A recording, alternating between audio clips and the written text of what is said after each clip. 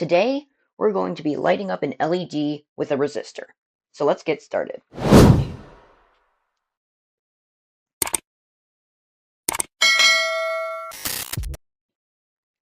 This is a resistor, and it's really cool because it is one of the few electronic components that can resist current flow. Kind of like this. You can't really see it, but it is turning electronic energy into heat. So, with that knowledge, let's get started. First, we're going to need a few things.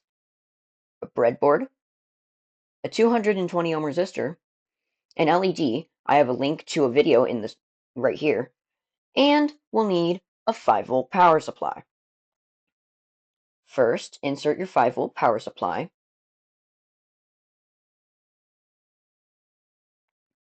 Then the LED.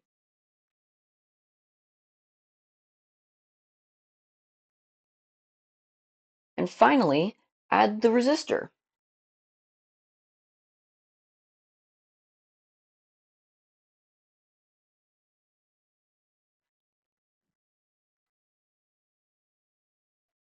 And as always, thanks for watching.